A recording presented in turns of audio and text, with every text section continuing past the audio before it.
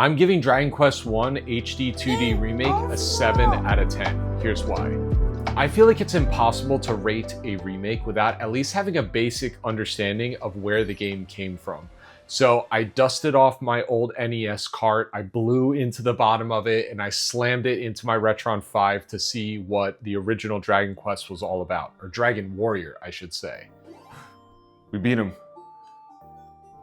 In my couple hours of checking out the original, it became very apparent as to how rudimentary the original was. You have one protagonist, there's a limited amount of spells and monsters, and in order to do anything, even go up and down stairs, you have to examine that thing. There's also very limited information on where you should go during your quest. I've been trying really hard not to compare it to the original Final Fantasy I, which I absolutely loved, and I feel like that game, even though it only came out a year later, completely blows it out of the water. I still haven't dived into Dragon Quest or Dragon Warrior 2 yet, and I know they introduced a party which will change up a lot of things for the game, but I still haven't been able to stop thinking about how it feels compared to how Final Fantasy I feels. Now, if we do fast forward 40 years to the remake, there's a lot of things that the remake did right. First of all, the art style is insane. I think Square Enix has really knocked it out of the park with this 2D, 3D style, and I think they've perfected it with this series of games. Every single scene was beautiful, and I never got tired of exploring and seeing how they rendered the new locations and new towns and animated the monsters. It also helps that historically the Dragon Quest I hero design is really freaking cool, so it was nice to see him in this more rendered style. The music has also always been good, and the updated versions of the music are insanely good, so I have no notes there. So the original Dragon Warrior barely had any story, and a lot of the lore was left to be read in the Explorer's Handbook in the back of the book. So it was really cool to see how they integrated all of these story elements and little mini character arcs throughout the adventure in the remake. I was honestly going into this game thinking that it was going to have a lot more of that generic storytelling, but they did add a lot of cutscenes, a lot of character interactions, and each time you entered a new location, it felt like a little mini arc that you were going through. The story is still relatively generic though. Its hero sets out to save the princess from the evil dragon lord who has captured the sphere of light and it's destroying the world sort of thing. There are some threads that they leave hanging at the end of the story, which was really cool. And there were a few surprises here and there, but overall it's a pretty generic story, which is cool for an old school game like this. It was also cool to see how some divine forces begin to play a role in the story and how the game ends, leaving you off for Dragon Quest II. It really pumped me up to start playing that game. I should also mention that I went into this having no clue that there was voice acting, so I was very pleasantly surprised to see that a lot of the big scenes were completely voice acted. I just feel like it makes the game feel that much more alive. The gameplay itself is super tight. There's a really good balance of what you're doing between traveling and fighting monsters, going into dungeons, going into towns and, doing little story tidbits, buying new armor, and then venturing out to the next bigger area where you're going to be eventually facing off with a boss.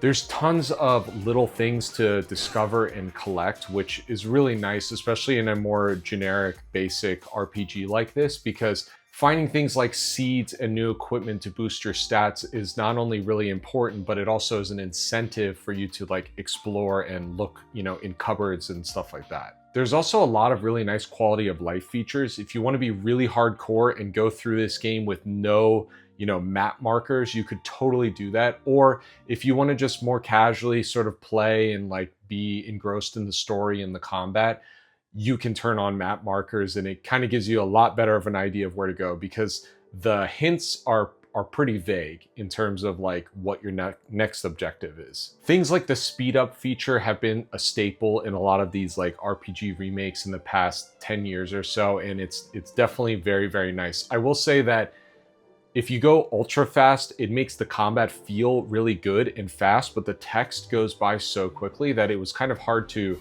actually understand what was going on.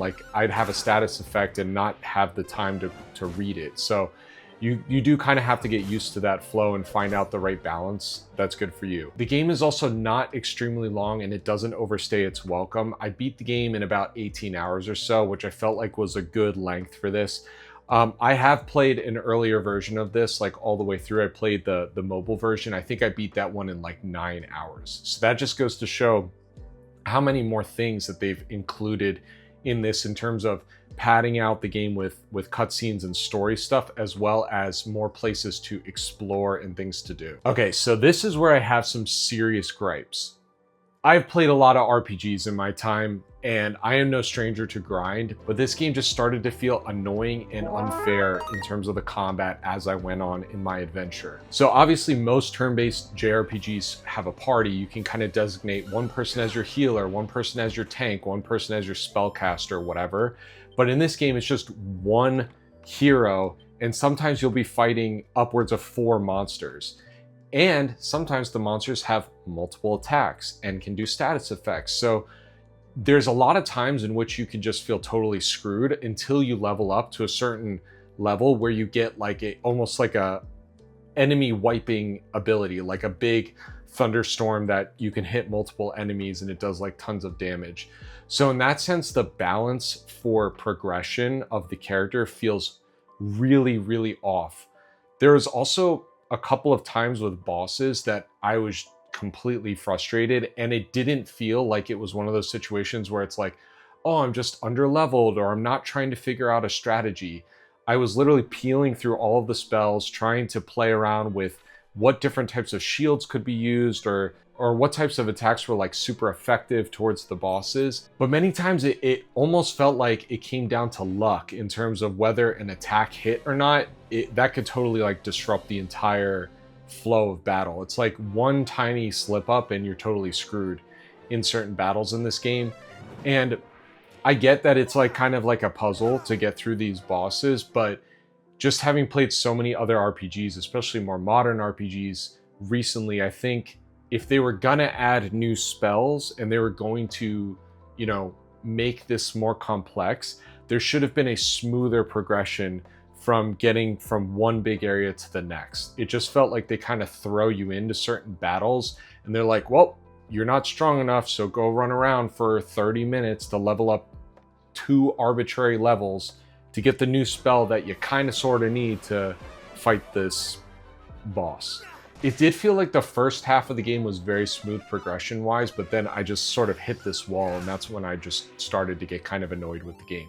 So we'll see how Dragon Quest II goes with more of a party system, and if that makes it feel any better, or if that's just kind of what these games are like, these remakes.